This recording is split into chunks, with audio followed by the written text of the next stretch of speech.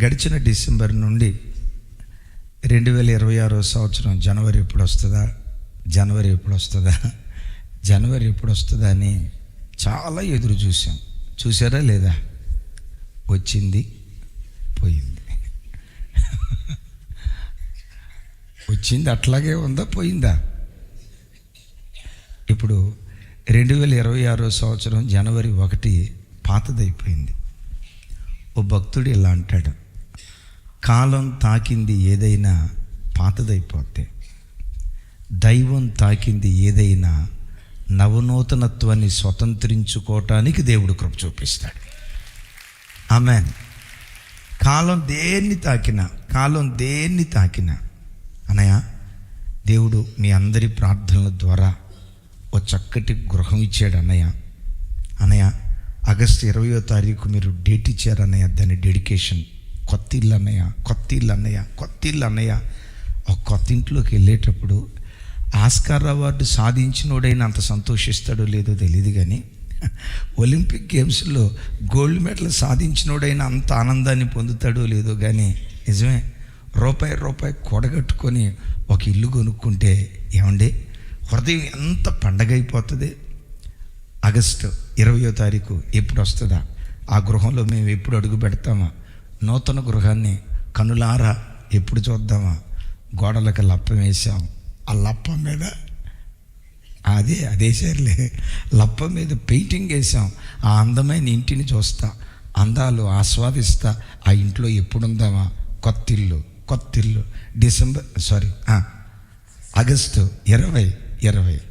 August 20 రాని వచ్చింది. Ribbon cutting చేసాం, అందులో అడుగు పెట్టారు. మా ఇల్లు చాలా బాగుంది. అమ్మ ఇల్లు ఎట్లుందిరా? దేవుని కృపను బట్టి చాలా బాగుంది అన్నయ్య. ఒక వారం, అమ్మ ఇల్లు ఎట్లుంది? దేవుని కృపను బట్టి భలే ఉందన్న. సంవత్సరం తర్వాత అడిగేవనుకో, ఇంకేం ఇల్లు అన్నా, పాత ఇల్లు అయిపోయిందన్నా. కాలం తాకింది ఏదైనా కాలానుగుణంగా అది పాతదైపోతుంది. కాలం తాకటానికి మించి ఒక వ్యక్తిని దేవుడు తాకితే, దేవుని హస్తం తాకితే, దయగలిగిన దేవుని బాహువు ఒక వ్యక్తిని తాకితే వాని చరిత్ర నవనూతనంగా మరల్చబడుతుంది. Praise the Lord. ఇక్కడే ఉన్నాడు తమ్ముడు రాకేష్ అని. డిసెంబర్ 1వ తారీఖు నుంచి నా వెంటబడ్డాడు. అన్నయ్య, నేను ఒక కారు కొంటున్నా, మీరు షోరూమ్కి వచ్చి ప్రార్థన చేసి అలా అన్నారు. తమ్ముడా, షోరూమ్కి వచ్చి అంత ఓపిక నాకు టైం ఎక్కడ ఉంటుంది తమ్ముడా? నువ్వు ఏ బోయినపల్లిలోనో, ఏ కుకట్పల్లిలోనో, ఏ పటాన్ చెరువులోనో ఎక్కడో నువ్వు బుక్ చేస్తావు. లేదన్నా కొత్త కారు మీరు డ్రైవ్ చేయాలి. నీ సంతోషం మంచిదే, రావాలని నాకుంది. నేను అంత దూరం రాలేను తమ్ముడు అంటే, లేదన్నా అనండి ఇంకోసారి, కొత్త కారు అది మీరు ఎక్కాలి, మీరు డ్రైవింగ్ చేయాలి. నేను రాలేను తమ్ముడు అంత దూరం, చర్చికి తీసుకురా, నేను ప్రార్థన చేస్తా. అది నువ్వు శుద్ధీకరణ కోటాల్లో రమ్మంటే ఎట్లా అన్నయ్య? అది పాత కారు కాదు అన్నయ్య అనండి, కొత్త కారు, మీరు వచ్చి ప్రార్థన చేయాలి అన్నయ్య అన్నది. నేను అంత దూరం రాను తమ్ముడా, ఎక్కడైతే ప్రార్థన చేస్తానని. ఆ తమ్ముడు ఏం చేశాడో తెలుసా? మన సోరారం చౌరస్తా దగ్గర ఉంది కదా, అక్కడ షోరూంలో కారు బుక్ చేశాడు. ఏం కారు తమ్ముడు అది?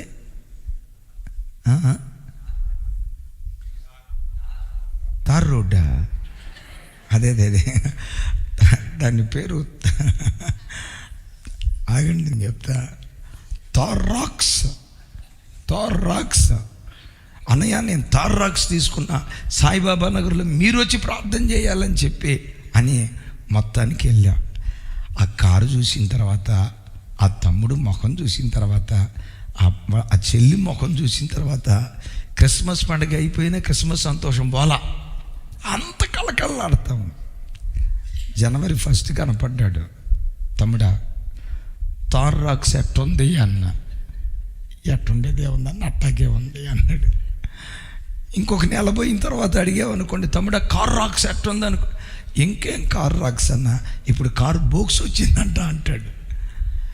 కాలం తాకింది ఏదైనా కాలానుగుణంగా పాతదవుతుంది. ఒక వ్యక్తిని కానీ, ఒక స్థలాన్ని కానీ, ఒక కుటుంబాన్ని కానీ, ఒక బ్రతుకును కానీ నా దేవుడు తాకితే అది నవనూతనంగా మార్చబడుతుంది. ఎందుకో తెలుసా? ఆయన ఎప్పుడు నవనూతంగా ఉండేవాడు. ఆయన వాడిపోయేవాడు కాదు, కాలానుగుణంగా మారిపోయేవాడు కాదు. ఇప్పుడు నేనున్నాను, 18 సంవత్సరాల వయసులో నేనున్న విధానం వేరు, 40 సంవత్సరాల వయసులో ఉన్న విధానం వేరు, ఈ వయసులో ఉన్న విధానం వేరు. ఇంకొక 20 సంవత్సరాలు 30 సంవత్సరాలు జెరెమియాని ఎట్లా ఉంటాడు ఊహించటం వదిలే అన్నట్టుంది. కాలానుగుణంగా మనిషి మారిపోతాడు, వాడిపోతాడు. కానీ నీ దేవుడు ఎవరో తెలుసా? ఎన్ని తరాలు గడిచినా, ఎన్ని యుగాలు గడిచినా, ఎన్ని సంవత్సరాలు గడిచినా ఆయన ఏకరీతిగా ఉండేటువంటి దేవుడు. అందుకనే కీర్తనకర్త ఇలా అంటాడు చూడండి, 102వ కీర్తన, అద్భుతమైన మాట. 102వ కీర్తన 25వ చరణం నుంచి 27వ చరణం వరకు నాతో కలిసి. ఆదియందు నీవు భూమికి పునాదులు వేసితివి, స్వరమెత్తాల ఆకాశములు కూడా నీ చేతి పనులే. ఇక్కడ ఆగండి, కొంచెం బ్యాక్. 25 దేవుని వాక్యం ఎంత సత్యమో చూడండి మరొకసారి. ఆదియందు నీవు భూమికి పునాది వేసితివి, ఆకాశములు కూడా నీ చేతి పనులే. నువ్వు భూమికి పునాదులు వేసితివి అన్నాడా? భూములకు పునాదులు వేసితివి అన్నాడా? ఆకాశము నీ చేతి పనులు అన్నాడా? ఆకాశములు అన్నాడా? భూమి దగ్గరికి వచ్చేసరికి సింగులర్, ఆకాశం దగ్గరికి వచ్చేసరికి చెప్పాలి నిజమే ఒకే భూమి, అనేక ఆకాశాలు. హల్లెలూయా. దేవుని వాక్యం ఎంత సత్యమో ఆలోచించండి. సరే, భూమి అయినా ఆకాశములైనా దేవుని నోటి వాక్కు ద్వారా ఆయన చేతి పనులు. 26వ వచనం నెక్స్ట్. అవి నశించును కానీ నీవు నిలిచి ఉందువు, అవన్నీ వస్త్రము వలె పాతగిల్లును, ఒకడు అంగవస్త్రము తీసివేసినట్లు నీవు వాటిని తీసివేయుదువు. అవి మార్చబడును, అవి నశించిపోతాయి, అవి మార్చబడతాయి, అవి పాడైపోతాయి. వాటిని కలుగు చేసిన నీవు మాత్రం ఏకరీతిగా ఉండువాడవు, నీ సంవత్సరములకు అంతము లేదు. చప్పలు కొడుతూ దేవునికి స్తోత్రాలు చెప్తా. అంటే చెప్పొచ్చే మాట ఏంటంటే, ఆయనకు వృద్ధాప్యం లేదు, కాలానుగుణంగా వాడిపోయేవాడు కాదు, కాలానుగుణంగా పాతగిలేవాడు కాదు. ఆయన నిత్యము ఎల్లకాలము ఒకే రీతిగా ఉండే నూతనత్వం కలిగిన దేవుడు. ఆమేన్. ఎప్పుడు నూతనత్వం కలిగిన దేవుడు ఒక వ్యక్తిని తాకితే ఆ వ్యక్తి ఎలా ఉంటాడు? వాడు నవనూతనంగా మార్చబడతాడు. అందుకనే భక్తుడు కొరింథీ పత్రికలో అంటాడు కదా, ఎవడైనా క్రీస్తు యేసునందున్న యెడల వాడు నూతన సృష్టి, పాతవి గతించిపోయాయి, సమస్తము క్రొత్తవాయెను. ఎవడైనా. అందుకని దైవజనమా, ప్రభు సన్నిధిలో మోకరించి ప్రార్థించేటప్పుడు కానీ, వాక్యం వినేటప్పుడు కానీ, దేవుని ఆరాధించేటప్పుడు కానీ, అయ్యా నీ హస్తంతో నన్ను తాకయ్యా, నీ స్పర్శ నేను అనుభవించాలి, నీ పునరుద్ధానపు ప్రభావం చేత నేను తాకబడాలి, నా పిల్లల్ని, నా కుటుంబాన్ని, నన్ను, నాకు కలిగినది యావత్తు నువ్వు స్పర్శించయ్యని దేవుని స్పర్శ కొరకు ఎదురు చూస్తే, దేవుడు తాకింది ఏదైనా పునరుజ్జీవాన్ని పొందుకొని అది నవనూతనంగా మార్చబడటానికి దేవుడు కృప చూపిస్తాడు. దేవుడు తాకింది ఎలా ఉంటుందో ఇంకొకసారి చెప్తా. ఎండిపోయిన కర్ర అహరోను దేవుని సన్నిధిలో వేశాడు, తెల్లారింది. ఆ ఎండిపోయిన కర్ర ఎలా ఉందా అని చూడటానికి వస్తే, ఆ ఎండిన కర్ర బాదం చెట్టులాగా చిగురించి పూతబూసి కాయలు కాసింది. ఎవరు తాకారు దాన్ని?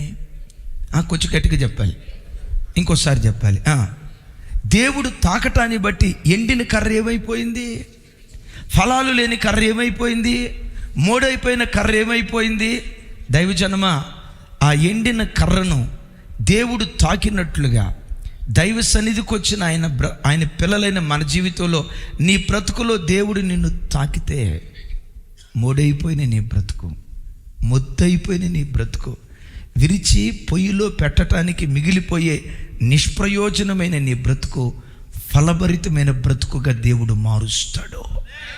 చూసిన ప్రతివాడు వీడి బ్రతుకు ఎండిపోయిందిరా, వీళ్ళ కుటుంబం ఎండిపోయిందిరా, వీళ్ళ వ్యాపారం ఎండిపోయిందిరా, వీళ్ళ కంపెనీ ఎండిపోయిందిరా, వీళ్ళ ఉద్యోగాలు ఎండిపోయాయిరా, చివరికి వీళ్ళ సంసారాలు ఎండిపోయాయిరా, వీళ్ళ సంఘాలు ఎండిపోయాయిరా అని ఎండిపోయిన నీ స్థితిని చూసి ప్రజలు ఎగతాళిగా మాట్లాడుకుంటున్నారా? ఒక్క మాట్లాడుకో, దేవా నీ టచ్, నీ స్పర్శ, నీ చేతి స్పర్శ నేను అనుభవించేటట్లుగా గాయపడిన నీ హస్తంతో నన్ను తాకయ్యాని ఆయన స్పర్శను నువ్వు అనుభవించగలిగితే ఎండిపోయిన కొమ్మను పచ్చని చెట్టుగా నా దేవుడు మార్చగలుగుతాడు. అందుకనే మరి కొంతమంది పాస్టర్ గారు ప్రార్థన చేసేటప్పుడు ఒక మాట అంటారు, టచ్ అనండి, పర్వాలేదు. ఎవరు టచ్ అవ్వాలా? మనిషి టచ్ అయితే ఉపయోగం లేదు. నేనంట దేవుడు ఒక వ్యక్తిని తాకితే టచ్ టచ్ టచ్ అంటారు కదా, అనండి ఒకసారి. అదే ఇంగ్లీషే. అందరూ అనండి సార్ పెద్దగా ఒకసారి, వినపడలా. రెడీ, ఆగండి. Ready, 1 2 3 start. ఎస్. ఏ టచ్? మన టచ్ కాదు, మనిషి టచ్ కాదు. ఒక ఆయన అన్నాడు, అన్నయ్య అసలు నా చెయ్యి అంటే అందరికీ కలిసి వచ్చిందంట అన్నయ్య, నా చేతితో ఎవరికైనా ఏదైనా ఇస్తే వాళ్ళ వ్యాపారాలు బాగా జరిగిపోతాయి అంటన్నా, నా చేతిలో అంత మహిమ ఉంది అన్నాడు. నిజమే తమ్ముడు, నీ చేతిలో అంత మహిమ ఉంది. మన మే నెలలో మామిడికాయ పచ్చడి పెట్టారు కదా, జాడీ పచ్చడి. ఆ జాడీలో పచ్చడి తీసేటప్పుడు స్పూన్ పెట్టకుండా నీ చెయ్యి పెట్టు.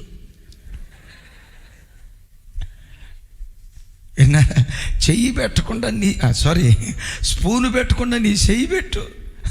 వారం రోజుల తర్వాత అది తెల్ల సొక్కాయ తెల్ల ప్యాంట్ వేసుకోకపోతే నన్ను అడగండి. అంటే ఎవరు తాకాలి? దేవుడు ఒక బ్రతుకును తాకితే టచ్, ట్రాన్స్ఫార్మ్డ్ లైఫ్, జీవితమే మారిపోతే. టచ్, TOUCH అని అన్నాను చూసారా? T stands for transformed life.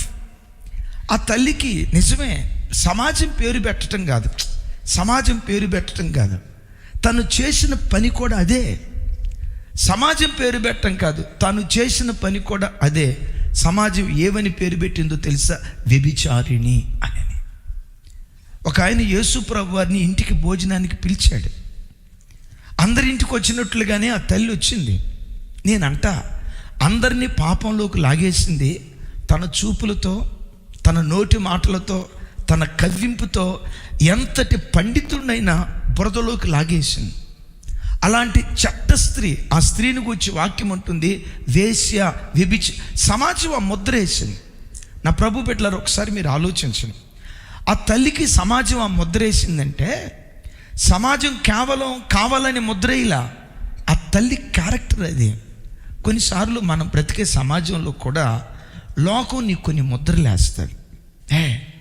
ఇవిడు గయ్యాలిదిరా, ఇతను గర్విష్ఠుడురా, నలుగురితో సమాధానంగా ఉండటం తెలియదురా, కొట్లాటకు దిగేవాడురా అని ఎవరైనా ఏదైనా నీకు ఒక ముద్ర వేసారంటే ఆడేమనుకుంటే నాకెందుకు, నన్ను గూర్చి ఏదైనా అంటే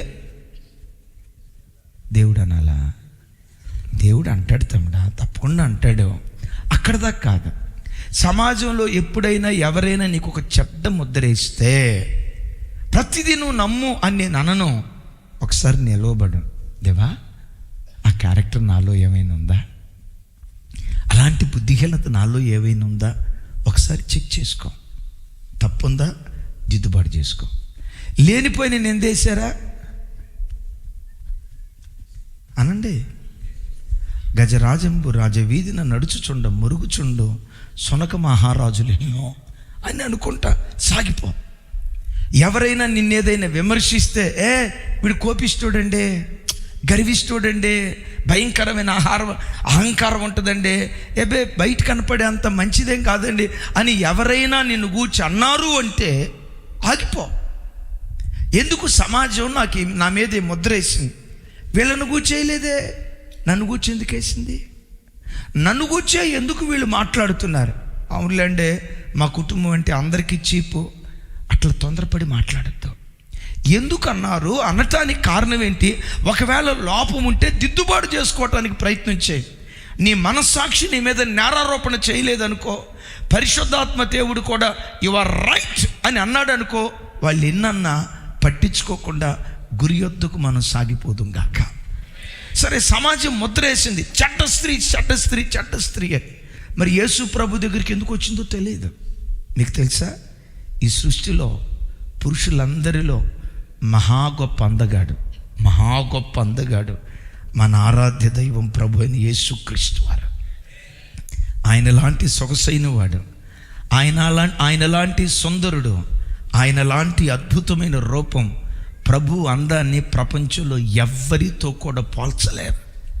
అంత గొప్ప అందగాడైన యేసుక్రీస్తు ప్రభు వారి దగ్గరికి ఆ తల్లి వచ్చింది. ఏమో అందరి దగ్గరకు వచ్చినట్లుగానే వచ్చిందేమో. యేసయ్య అందాన్ని గూర్చి వాళ్ళు వీళ్ళు పొగుడుతూ ఉంటే ఆ అందాన్ని గూర్చి విని ఏ మనసుతో వచ్చిందో నాకు తెలియదు. కానీ విచిత్రం ఏంటో తెలుసా, ప్రభు దగ్గరికి అలా రావటంతో ప్రభుని అలా చూసింది. ప్రభు యొక్క చూపు స్పర్శ ఆ తల్లిని తాకింది.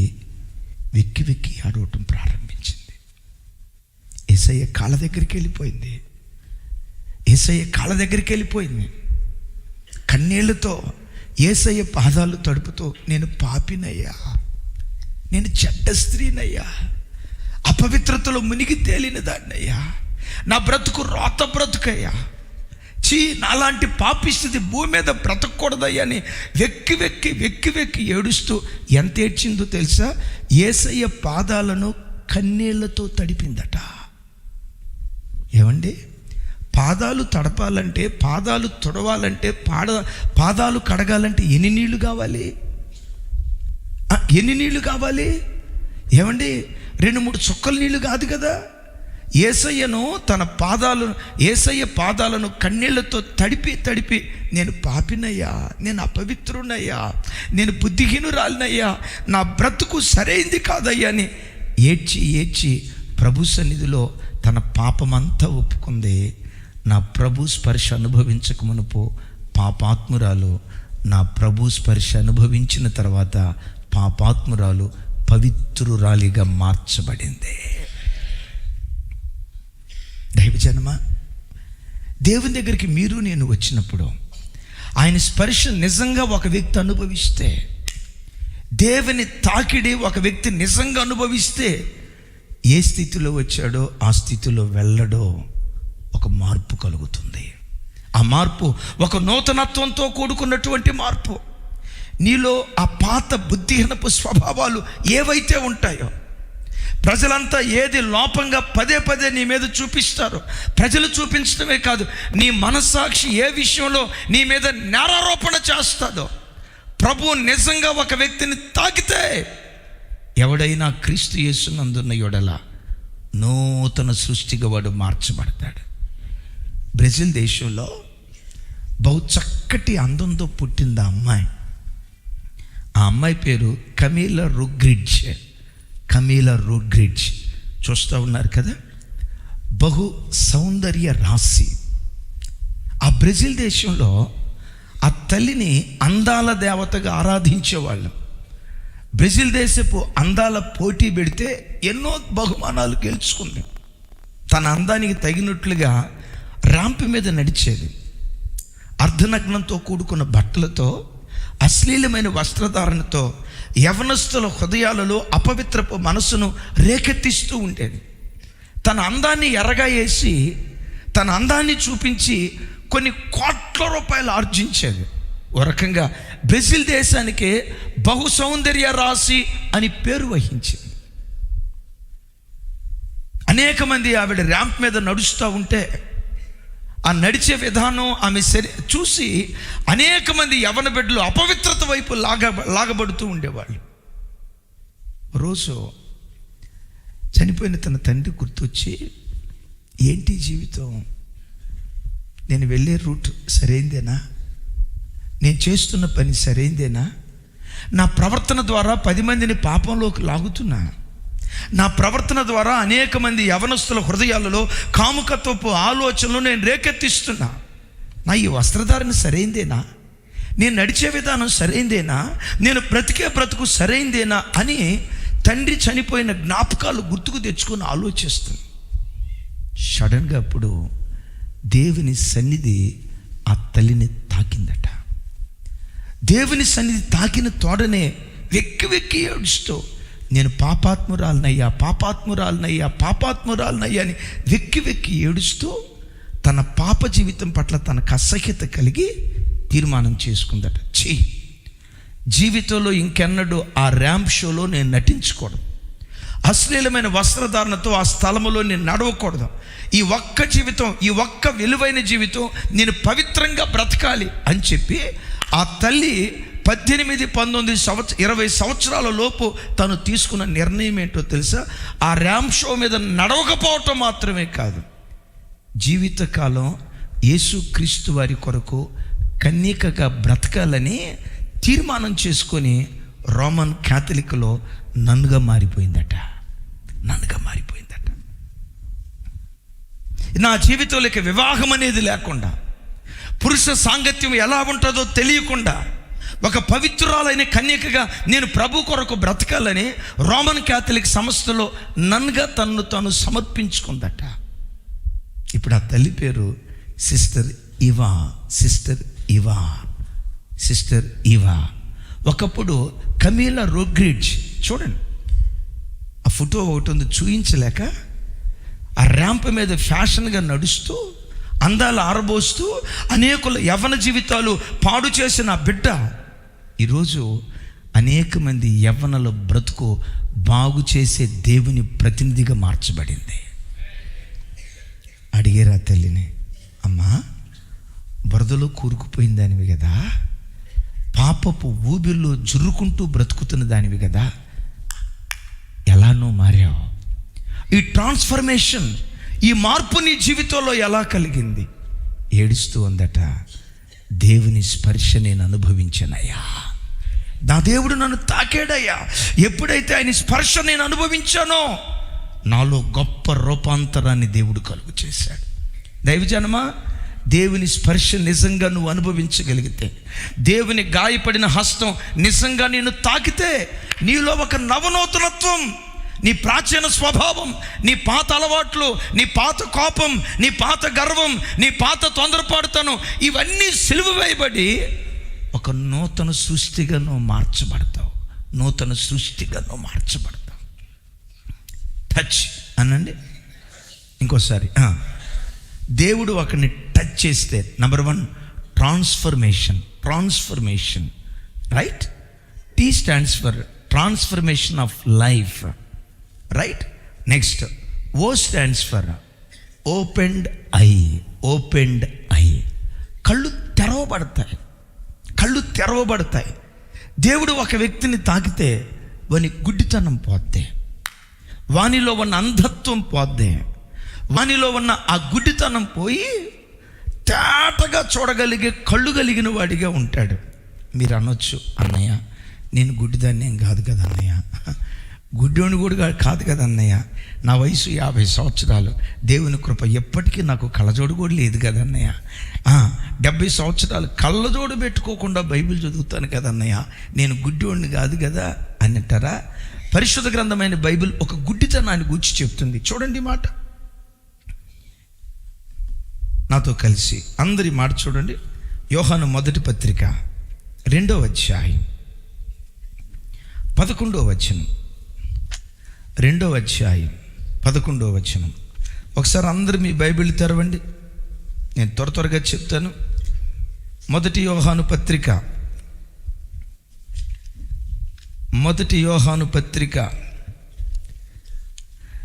2వ అధ్యాయం 11వ వచనం. నాతో కలిసి అందరూ చెప్పండి. తన సహోదరుని ద్వేషించువాడు చీకటిలో ఉండి చీకటిలో నడుచుచున్నాడు. చీకటి అతని కన్నులకు గుడ్డితనము కలుగు చేసెను గనుక తానెక్కడికి పోవుచున్నాడో అతనికి తెలియదు. అంతే ఉంచుచున్నా. నాతో కలిసి చెప్పండి. తన సహోదరుని ద్వేషించువాడు చీకటిలో ఉండి చీకటిలో నడుచుచున్నాడు.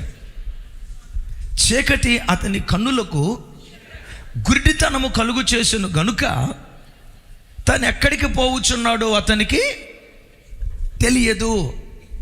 నా వైపు చూడండి. హృదయాల్లో ద్వేషం అనే చీకటి ఉంది.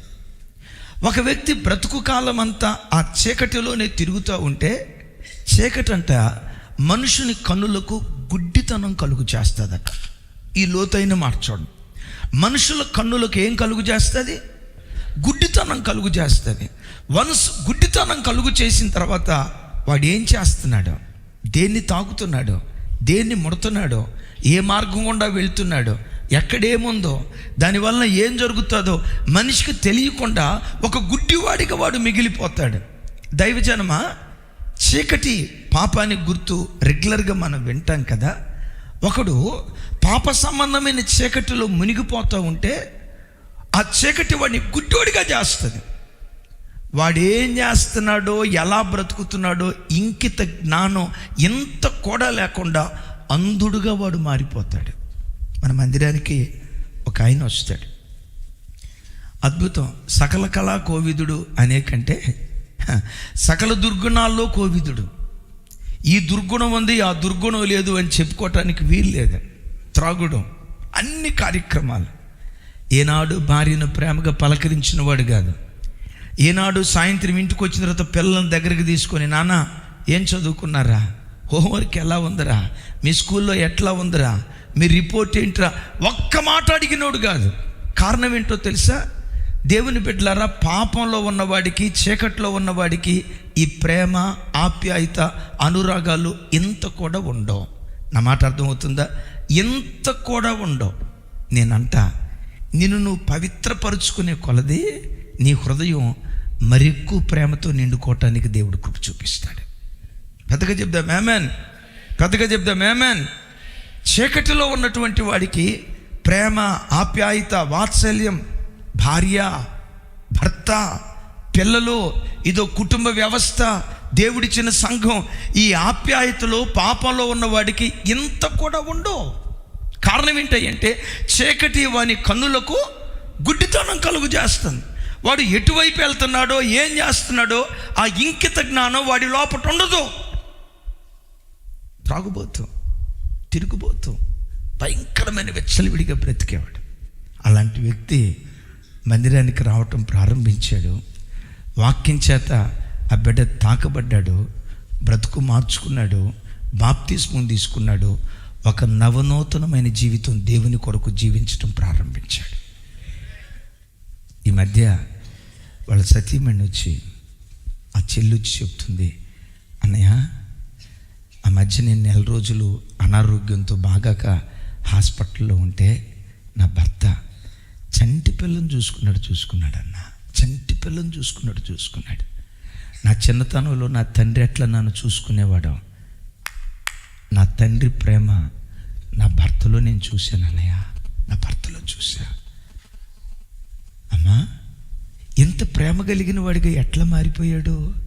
ఒకప్పుడు పలకరించేవాడు కాదుగా, పిల్లలను దగ్గరికి తీసుకునేవాడు కాదుగా, నా భార్య ఈ ఆప్యాయత ఉండేది కాదు కదా. ఒకప్పుడు అలా ఉండేవాడు, ఇప్పుడు ఆ భర్త తండ్రిలాగా ఎలా నిన్ను చూసుకోగలుగుతున్నాడు. ఏడుస్తూ చెప్పిన మాట, వాక్యం చేత తాకబడ్డాడు కదన్నా, దేవుని చేత దర్శించబడ్డాడు కదన్నా, హృదయం అంత ప్రేమతో నిండుకోవటానికి దేవుడు కృప చూపించాడు. పెద్దగా చెప్దాం ఆమేన్. మరోసారి చెప్దాం గట్టిగా, హల్లెలూయా. దైవజనమా, నీ కళ్ళు వెలిగించబడితే ఏది నీ తల్లి, ఏది నీ చెల్లి, ఏది నీ అక్క, ఎవరు నీ వదిన, ఆ ఇంకిత జ్ఞానం నీకుంటుంది. కళ్ళు గుడ్డివైపోతాయి. చెల్లెవరో, తల్లెవరో, అక్కెవరో, వదినెవరో, నీ భార్య ఎవరో, పొరుగువాడి భార్య ఎవరో, ఆ ఇంకిత జ్ఞానం ఒకడు కోల్పోతాడు. నేనంట, నా ప్రభు నిన్ను తాకితే నీ కళ్ళు తెరవబడతాయి. నీ భార్య ఎవరో, పొరుగువాడి భార్య ఎవరో ఇట్టే నువ్వు గుర్తుపడతావు. ఆమేన్. నీ కష్టార్జితమేదో, పొరుగువాడి కష్టార్జితమేదో ఇట్టే గుర్తుపట్టి ప్రతి విషయంలో జాగ్రత్త తీసుకునే కృప నా దేవుడు అనుగ్రహిస్తాడు. హల్లెలూయా. దేవుడు ఒక వ్యక్తిని తాకితే ఆ వ్యక్తి జీవితంలో ట్రాన్స్ఫర్మేషన్ ఆఫ్ లైఫ్. దేవుడు ఒక వ్యక్తిని తాకితే కళ్ళు తెరవబడతాయి. అందుకని బైబిల్లో రాయబడిన మాట ఏంటో తెలుసా? బైబిల్లో రాయబడిన మాట, ఆయన గుడ్డి వాళ్ళ కళ్ళు తెరుస్తాడు. ఏ కళ్ళు? నిజంగా పోయిన కళ్ళు మాత్రమే కాదు, దానికి మించి కొందరి కళ్ళు ఉన్నాయి కానీ గుడ్డితనం. ఏంటా గుడ్డితనం? సిగరెట్ ప్యాకెట్ మీద, మందు బాటిల్ మీద ఏమని రాసి ఉంటుంది చెప్పండి? నాయనా, ఇది 3 పూట్ల కొంచెం కొంచెం పుచ్చుకో.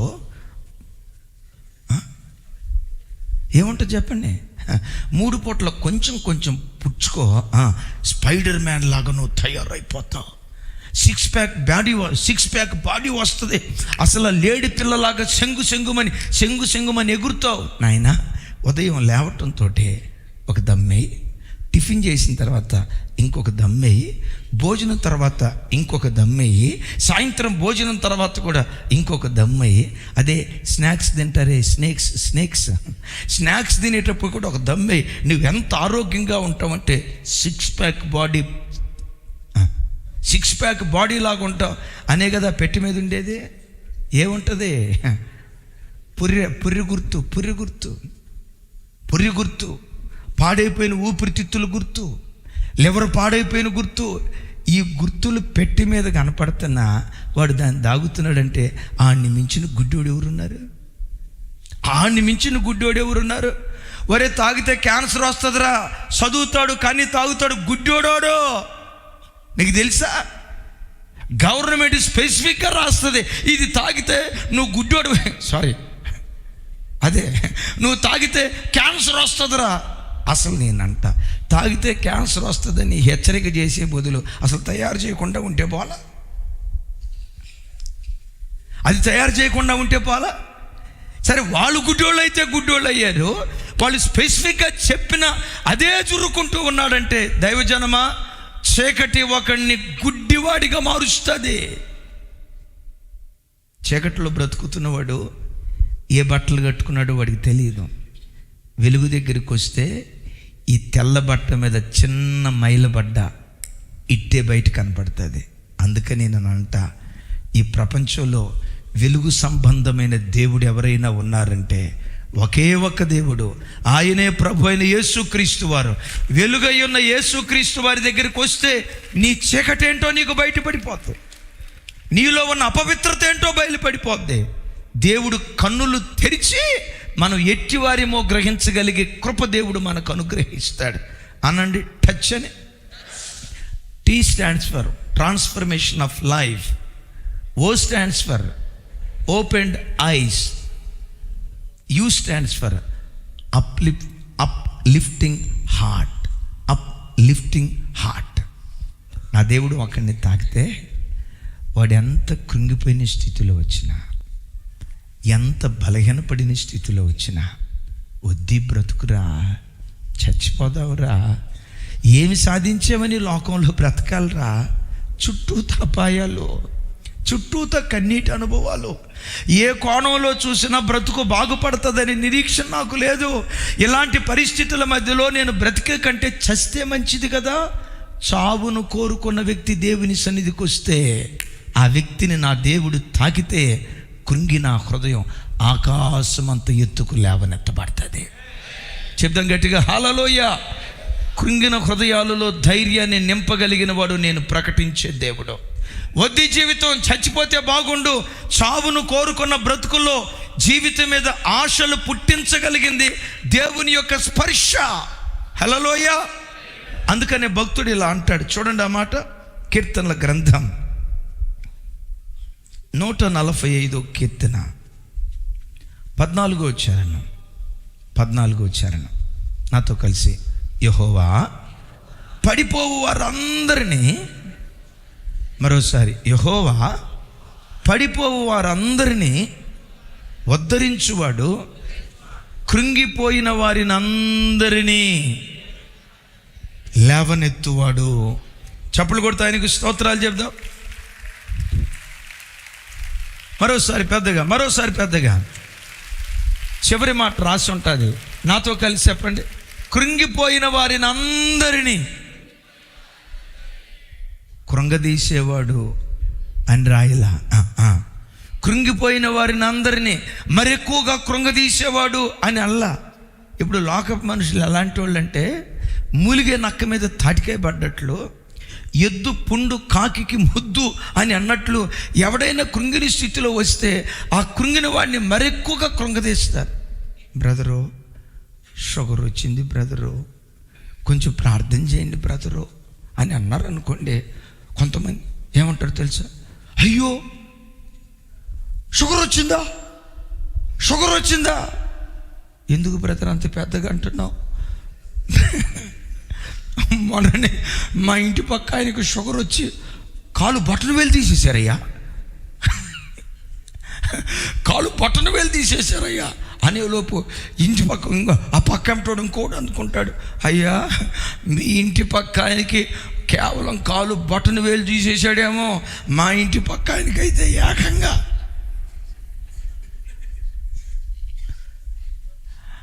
అని అంటంతో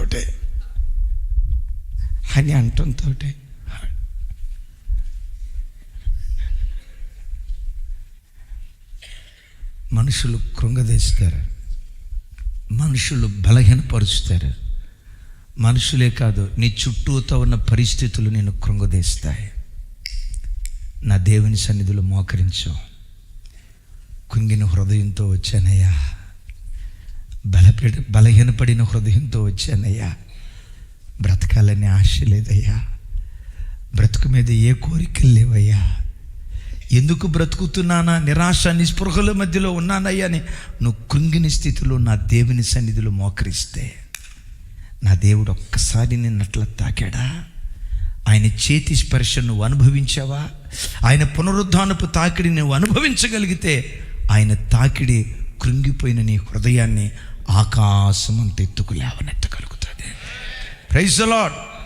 ఈ దేవుడు కృంగిపోయిన వారిని అందరినీ లేవనెత్తేవాడు. నిజమే, లోకంలో చాలామంది ఆదరించేవాళ్ళు లేక, ఓదార్చేవాళ్ళు లేక, చేయి పట్టుకొని పైకి లేపేవాళ్ళు లేక, చూడండి చేయి పట్టుకునే వాళ్ళు లేక చేయి పట్టుకొని లేపేవాళ్ళు లేక, చుట్టూతో ఉన్న పరిస్థితులను బట్టి కృంగిపోయి చావును కోరుకునేవాళ్ళు.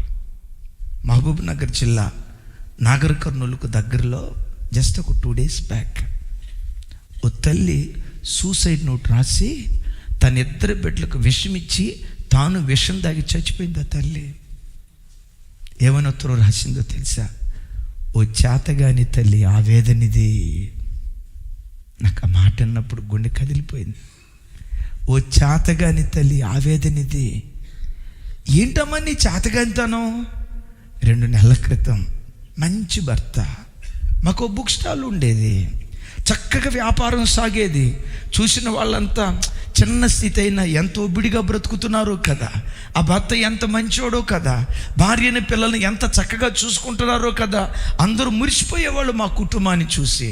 బుక్ స్టాల్కి వెళ్ళాడు, బుక్స్ అమ్ముతూ వ్యాపారం చేస్తూ ఉన్నాడు.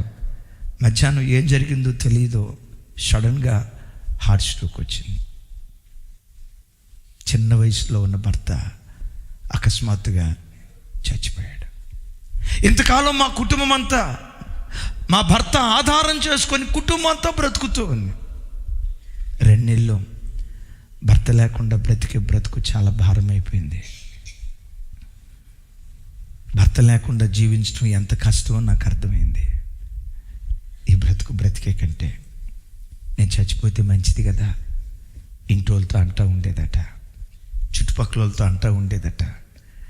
మనుషుని మాట కొంతవరకే ఆదరించగలదు, కృంగిన వ్యక్తిని పరిపూర్ణంగా ఆదరించగలిగిన శక్తి నా దేవుని నోటి వాక్కులో దాగుంది. పాతాళమంతు లోతు ఒకడు కృంగిపోయినా ఈ బ్రతుకు శూన్యం. నాలాంటి బ్రతకటం వ్యర్థం, నాలాంటిది బ్రతకటం వ్యర్థమని చావును కోరుకునే వ్యక్తి నా దేవుని సన్నిధికి వచ్చిన, నా వైపు చూడండి, చావును కోరుకునే వ్యక్తి నా దేవుని సన్నిధికి వచ్చిన నా దేవుడు తాకితే నీ బ్రతుకు మీద ఆశలు పుట్టిస్తాడు, నీ జీవితం మీద ఆశలు పుట్టిస్తాడు. నా దేవుడు నిశ్చయంగా సాయంకాలం ఏడ్పు వచ్చి రాత్రి అంతా ఉండిన ఉదయమున సంతోషం కలుగుతుంది. ఈ దుఃఖం కొద్ది రోజులే, ఈ కన్నీరు కొన్ని రోజులే, ఈ అంగలార్పు కొన్ని రోజులే, ఈ వేదన కొన్ని రోజులే. మారా తర్వాత మాధుర్యం దాచినట్లుగా మధురమైన దినాలు దేవుడు నా కొరకు దాచిపెట్టాడు. అరణ్యం ఎదుర్కొంటున్నానా, అరణ్యం తర్వాత కనాను నా దేవుడు నా కొరకు దాచిపెట్టి ఉంచాడు. ఈరోజు చీకటి అనుభవిస్తున్నానా, ఈ చీకటి దాటిన తర్వాత మధ్యాహ్న కాలపు తేజస్సు లాంటి వెలుగై ఉన్న జీవితం నా దేవుడు నా కొరకు సిద్ధపరిచాడని ఎంత కృంగిపోయినా బ్రతుకు మీద ఆశ పుట్టించగలిగే ఆశాజ్యోతి నేను ప్రకటించే ప్రభు అయిన యేసుక్రీస్తు వారు. ఏమైందో తెలీదా తల్లికి? మనుషులు చేయగలిగింది చేశారు.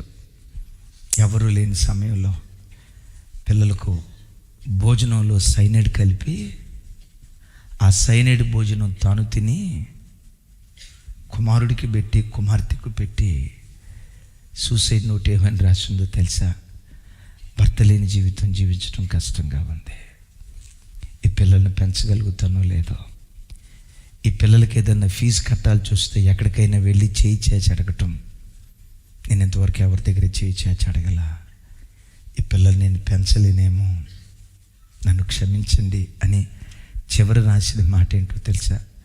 ఓ చేతగాని తల్లి ఆవేదనిది, ఓ చేతగాని తల్లి ఆవేదనిది. నా ప్రభు బిడ్డలారా, వాళ్ళకు వచ్చినట్లుగా లోకస్తులకు వచ్చినట్లుగా మనకు కష్టాలు వస్తాయి. చావాలనే ఆలోచన రాదు. ఎందుకో తెలుసా? కృంగిన ప్రతిసారి నా దేవుడు నీకు ధైర్యం ఇవ్వటం ప్రారంభిస్తాడు. మనుషులెవ్వరూ నీ ప్రక్కన నిలవబడపోయినా, మనుషులెవరూ నీకు చేయూత ఇవ్వకపోయినా, మనుషులెవరూ చేయి పట్టుకొని నేను పైకి లేపకపోయినా దేవుని స్పర్శ ఏం చేస్తుందో తెలుసా? నాకేం, నా దేవుడు ఉన్నాడు. ఈరోజు ఉన్నట్లుగా రేపు నాకు ఉండదుగా. ఏడ్చిన చోటే నవ్వును పుట్టిస్తాడు దేవుడు, కృంగిపోయిన చోటే లేవనెత్తుతాడు దేవుడు, బాధ నొందిన చోటే బహువింతగా దేవుడు నన్ను ఆశీర్వదిస్తాడు. ఒకవేళ ఈ లోకంలో కష్టాన్ని అనుభవించానేమో, ఈ లోకంలో దుఃఖాన్ని అనుభవించానేమో, ఇక్కడ కళ్ళు మూస్తే పరలోకంలో కళ్ళు తెరిచే భాగ్యం. ఆ పరలోకపు నిరీక్షణే ఎన్ని శ్రమలు నీ చుట్టూతా ఉన్న పరలోకం పరలోకం పరలోకం పరలోకం పరలోకం బ్రతికేటట్లుగా ఆ నిరీక్షణ నిన్ను బ్రతికిస్తూ ఉంటుంది. హల్లెలూయా చెప్దాం, హల్లెలూయా. లిఫ్టింగ్ హార్ట్, కృంగిన హృదయాలను దేవుని స్పర్శ, కృంగిన హృదయాలను దేవుని స్పర్శ లేవనెత్తటం ప్రారంభిస్తుంది. చప్పలు కొడుతూ స్తోత్రాలు చెప్తే. కొన్ని సందర్భాలలో మనకున్న బలహీనత, మనకున్న డ్రాబ్యాక్, మనకున్న కొదువులు మనల్ని కృంగదీస్తాయి. ఒకరోజు ఇర్మియా ప్రవక్త దగ్గరకు వచ్చి దేవుడు అంటాడు, ఇర్మియా, నేను నిన్ను జనములకు ప్రవక్తగా నియమించా, బయలుదేరు, నా నామాన్ని ప్రకటించు, కట్టుటకు పడగొట్టుటకు నా రాయభారిగా నిన్ను నియమించా, నాటుటకు పెళ్ళగించుటకు నా పనిముట్టుగా నిన్ను నేను వాడుకోబోతున్నా, బయలుదేరు అంటాడు. అయ్యా, నేను బాలుడను, నేను చిన్నపిల్లోడిని. యెషయా ప్రవక్త అంత పెద్ద వయసు కాదు కదా నాది. యెషయా ప్రవక్త చాలా పెద్ద ఆయన, ఆ పెద్ద ఆయన చేసిన ప్రవక్తత్వం ఎక్కడా, నేనెక్కడా, నేను చిన్నపిల్లోడినయ్యా అని తనకున్న వయసును బట్టి కృంగ తీసుకుంటున్నాడు. నా దేవుడు కృంగిన వాడిని మరెక్కువగా కృంగదీసే దేవుడు కాదు. నేను ప్రకటించే దేవుడు కృంగిన వారిని అందరినీ లేవనెత్తే దేవుడు. దేవుడు ఏమన్నారు చూడండి అక్కడ, ఇర్మియా గ్రంథం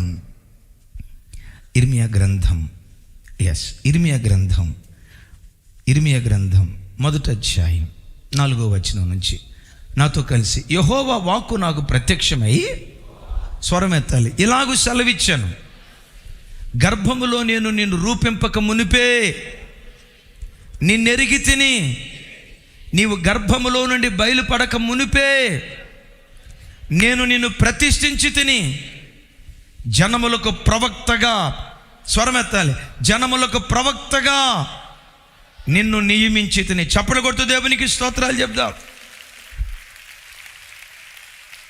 నా వైపు చూడండి, చెల్లి, తల్లి, తమ్ముడు, అన్న, లైవ్ చూస్తున్న బిడ్డలారా, ఈ మాట ఒక్కటి విని నువ్వు ధైర్యపరుచుకో. నీ దేవుడు తల్లి, నీ దేవుడి గర్భములో రూపించబడక మునిపే నిన్నెరిగినటువంటి వాడు, అమ్మ కడుపులో రూపాంతరం చెందక మునిపే ఎలీషా అనే కిరణ్ అనే ఒకడు పుడతాడని, కైకలూరు జాషువా అనే ఒక వ్యక్తి పుడతాడని దేవుడు ఎరిగాడు. దేవుడు ఎరగటం ఏంటి? అసలు పుట్టించిందే తమ్ముళ్ళరా, నువ్వు చూసుకున్నప్పుడల్లా, అద్దం ముందు నిలవబడ్డప్పుడల్లా, నువ్వు చూసుకున్నప్పుడల్లా, నా దేవుడు తన స్వహస్తాలతో తన పని కొరకు నన్ను సృష్టించాడు. ఈ మట్టి గట్ట మీద మహిమ కలిగిన దేవునికి గొప్ప ఆలోచనలు ఉన్నాయి తమ్ముడా కార్తీక్. తల్లి కడుపులో ఉన్నప్పుడే మన ఒక్కొక్కరిని దేవుడు ఏర్పరచుకున్నాడు. లోకం నిన్ను చిన్నచూపు చూసిందేమో, లోకం నేను వీడు ఆఫ్టర్ ఆల్ గాడు, ఇది ఆఫ్టర్ ఆల్ అని అనుకున్నారేమో. లోకం చిన్నచూపు చూస్తే భూమి ఆకాశాలు పట్టజాలని మహా గొప్ప దేవుడు నిన్ను పెద్ద చూపు చూశాడు. అంటాడు, తల్లి గర్భంలో ఉన్నప్పుడే నేను ఏర్పరచుకున్నా. నువ్వు ఎందుకు ఈ లోకానికి వచ్చావో తెలుసా? నీ అంతటి నువ్వు రాలా, నీ తల్లిదండ్రుల ప్రమేయాన్ని బట్టి రాలా. దేవుడే తన చిత్తానుసారంగా తన పని కొరకు తన చిత్తం నెరవేర్చడానికి దేవుడే భూలోకంలోకి మనలను పంపించాడు. సెకండ్ సెషన్లో చెప్తాను. తమ్ముడు, నీవెవరివో తెలుసా? రాకేష్, నువ్వు కారణ జన్ముడివి, నువ్వు కారణ జన్మురాలివి. అమ్మ కడుపులోనే నిన్ను ప్రత్యేకమైన పని కొరకు ప్రతిష్ఠించుకున్నాడు. ఇన్ని గొప్ప మాటలు చెప్తే ఈయన ఎగిరి గంతులేయాలా? అయ్యా, తల్లి గర్భంలో ఉన్నప్పుడే నన్ను రూపించుకున్నావా? అమ్మ కడుపులో ఉన్నప్పుడే నన్ను ఎరిగావా? ఓ ప్రత్యేకమైన పని కొరకు నువ్వు నియమించావా? అయితే నువ్వు నియమించిన పనికి నేను బయలుదేరుతానయ్యా అని పరిగెత్తకుండా ఆ తర్వాత ఏమంటాడు చూడండి. నేను నిన్ను నియమించుకున్నా అని అంటే 6వ వచనం అంటాడు, అందుకు దేవా నన్ను ఏర్పరచుకున్నందుకు నీకు స్తోత్రం అన్నాడు. పర్వాలేదు, నా పట్ల నీ కలిగిన గొప్ప ప్రణాళికల కొరకు నీకు స్తోత్రం, నీ చేతిలో పనిముట్టుగా నన్ను వాడుకోబోతున్నందుకు నీకు స్తోత్రం అని అన్నాడా? ఏమన్నాడు? అయ్యో ప్రభువు యెహోవా, చిత్తగించుము, నేను బాలుడనే, మాటలాడుటకు నాకు శక్తి చాలదని నేను అనగా. సైతాను గడు కూడా నీ చేత అనిపిస్తాడు, నాలాంటి దాన్ని దేవుడు ఏర్పరచుకున్నాడా?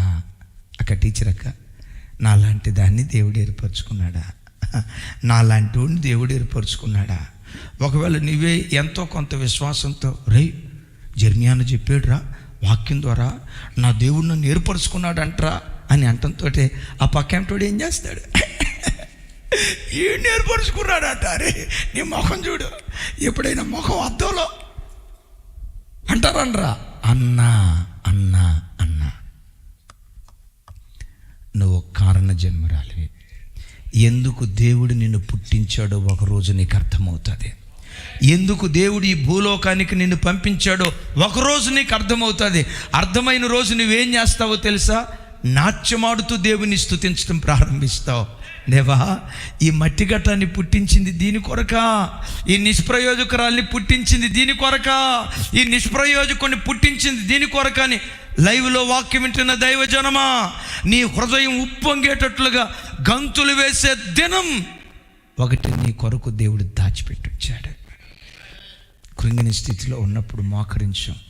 దేవా, నీ చేతితో నన్ను తాకవా, నీ స్పర్శ నేను అనుభవించాలి, కృంగిపోయిన నా హృదయాన్ని బలపరచయ్యని దేవుని సన్నిధిలో ప్రార్థిస్తే, గాయపడిన హస్తం నిన్ను తాకితే, దేవుని చేతి స్పర్శ నువ్వు అనుభవించగలిగితే, కృంగిపోయిన నీ హృదయం ఆకాశమంత ఎత్తుకు లేవనెత్తబడుతుంది.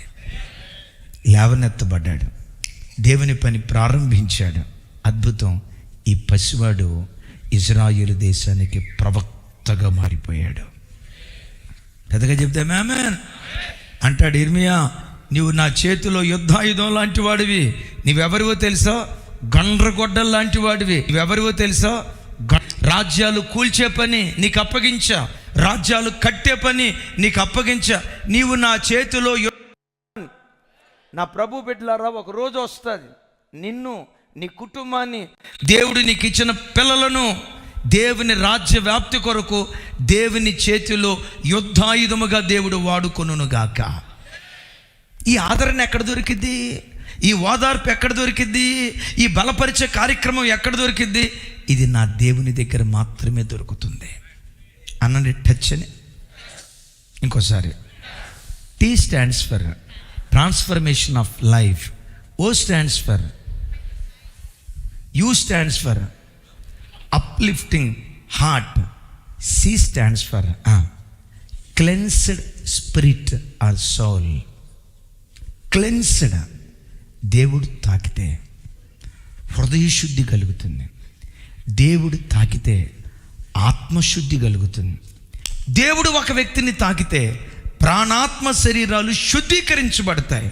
బైబిల్లో ఒక ఆయన ఉన్నాడు, ఆయన ప్రవక్తగా ఉన్న దినాల్లో ప్రవక్తత్వం ప్రారంభించి, యెరూషలేమా నువ్వు సరిగ్గా లేవు, యోధా ప్రజలారా మీరు సరిగ్గా లేరు, నమ్మకమైన నగరు వేస్ట్ అయిపోయింది, నీతి కలిగిన నగరు పాడైపోయిన స్థితిలో ఉందని పట్టణం యొక్క చెడు చెప్పాడు.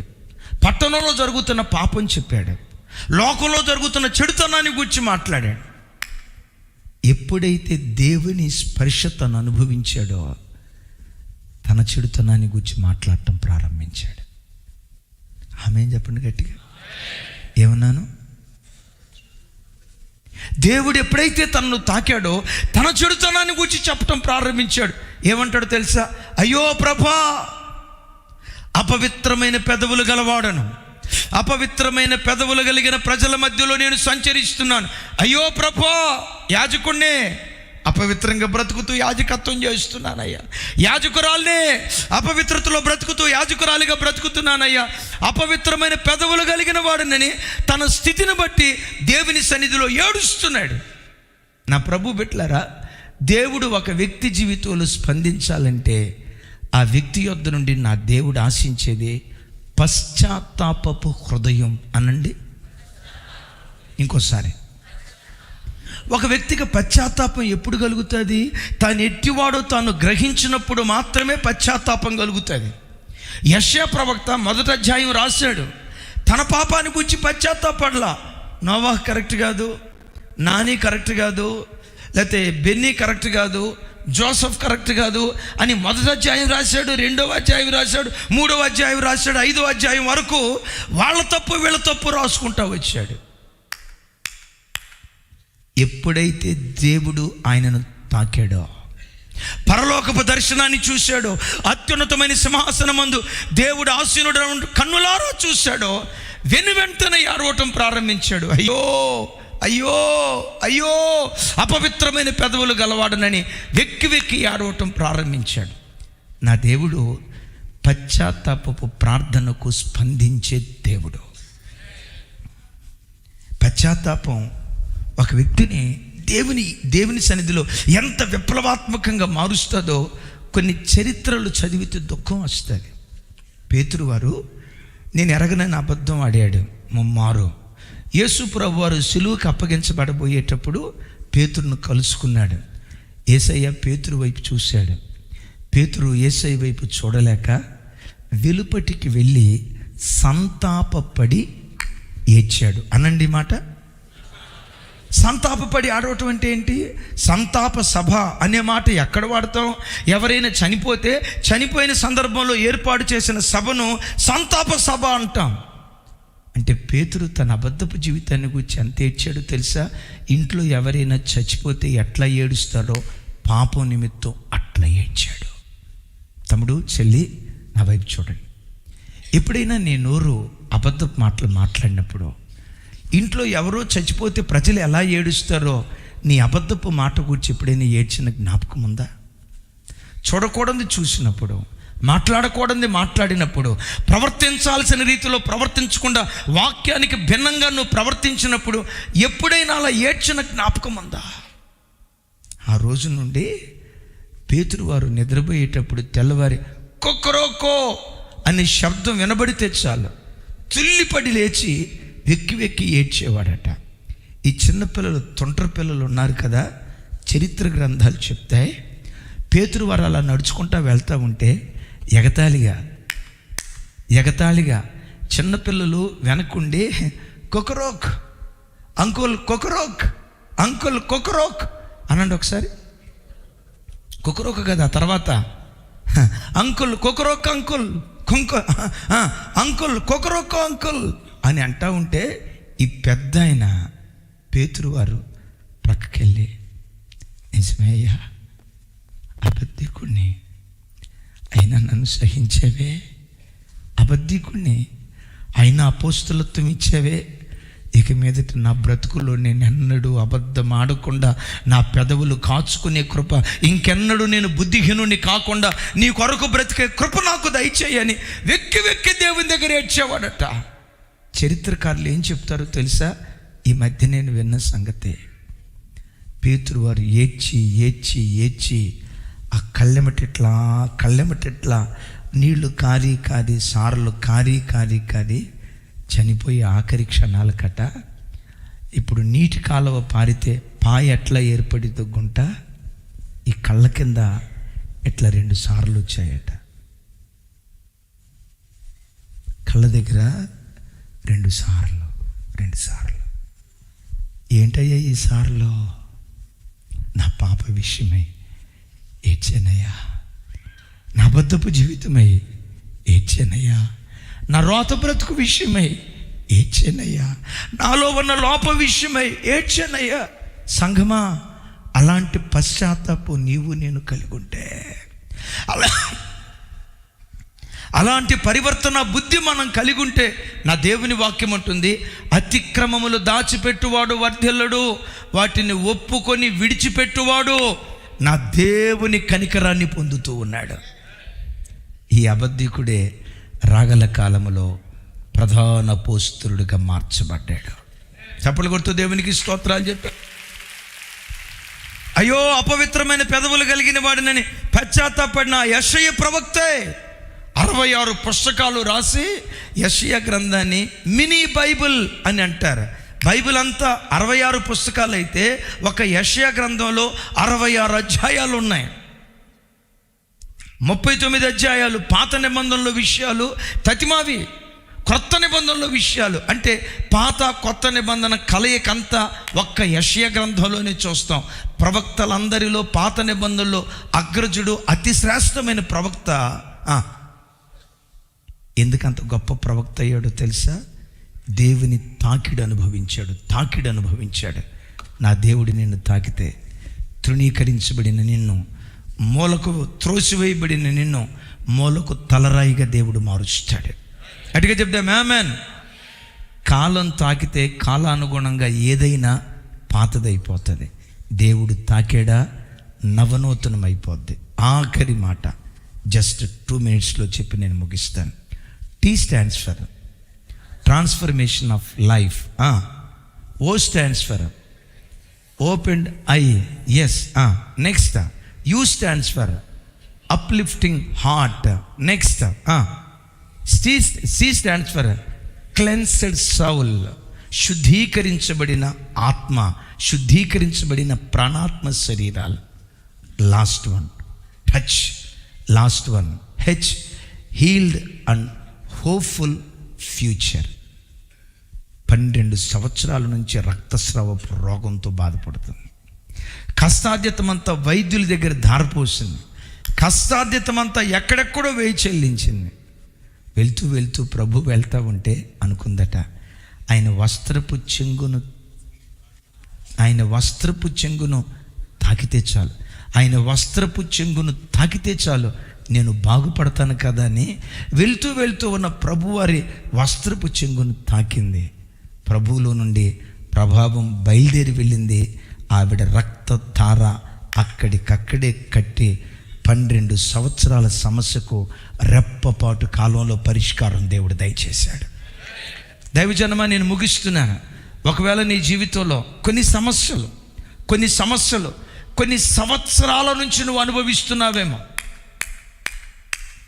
కొన్ని ఆర్థిక సమస్యలు 12 సంవత్సరాల నుంచి 20 సంవత్సరాల నుంచి కష్టార్జితమంతా వడ్డీలకు దారబోస్తూ, అప్పులకు దారబోస్తూ, హాస్పిటల్కి దారబోస్తూ, కష్టార్జితమంతా అన్యాక్రాంతమై సిల్లి సంచిలో వేసుకున్న కష్టార్జితంలాగా నీ కష్టార్జితం మారిపోయిందేమో. 12 సంవత్సరాలు ఎంత కష్టపడినా ఎక్కడ వేసిన గొంగలి అక్కడే అన్నట్లుగా ఉందేమో. ఒక మాట అడుగు, ప్రభువా ఒకసారి నన్ను తాకవా, ఒకసారి నన్ను దర్శించవా. 12 సంవత్సరాల ఆర్థిక సమస్య రెప్పపాటు కాలంలో దేవుడు పరిష్కారం చూపిస్తాడు. నీ శరీరాన్ని ఎలుబడి చేస్తున్న వ్యాధి కొన్ని సంవత్సరాల నుంచి చివరికి వైద్యులు కూడా నిన్ను చేయి విడిచిపెట్టారేమో. ఒకసారి నన్ను తాకవా ప్రభు, నన్ను దర్శించవా. దేవుడు తాకితే 12 సంవత్సరాల రోగమైనా 120 సంవత్సరాల సమస్యలైనా దేవుడు తాకిన క్షణమే రెప్పపాటు కాలంలో పరిష్కారాన్ని దేవుడు మనకు అనుగ్రహించును గాక. గట్టిగా చెప్దాం ఆమేన్. 430 సంవత్సరాల నుంచి ఇశ్రాయేలీలు బానిసలు. ఈ సంవత్సరం విడుదల వస్తుందని 430 సంవత్సరాలు ఎదురు చూశారు. 430 సంవత్సరాల తర్వాత తన ప్రజలైన ఇశ్రాయేలును దేవుడు తాకాడు, దేవుడు దర్శించాడు. దేవుడు దర్శించిన తోడనే 430 సంవత్సరాల సమస్యకు రెప్పపాటు కాలంలో నా దేవుడు పరిష్కారాన్ని దయచేశాడు. నా చేతులెత్తి దీవిస్తున్నా. ఆయా దేశాల్లో ఉండి ప్రత్యక్ష ప్రసారాన్ని వీక్షిస్తూ మాతో కలిసి ఆరాధనలో పాలిభాగస్తులు అవుతున్న బిడ్డలరా, ఈ పునరుద్ధానపు వేళ 2026 సంవత్సరం మొట్టమొదటి పునరుద్ధానపు దినాన నా దేవుడు నేను తాకునుగాక, ఆయన గాయపడిన హస్తంతో నేను ముట్టునుగాక. మందిరానికి వచ్చిన ప్రతి బిడ్డ దేవుని తాకిడి అనుభవించుదురుగాక. ఇంతవరకు ఓపికతో విన్నందుకు మీకు అందరికీ కృతజ్ఞతలండి. ఇంతవరకు నా ఛానల్ సబ్స్క్రైబ్ చేసుకోకపోతే దయచేసి సబ్స్క్రైబ్ చేసుకోండి, లైక్ చేయండి, షేర్ చేయండి. ఇంకా లేటెస్ట్ వీడియోల కోసం బెల్ ఐకాన్ మీద క్లిక్ చేయండి.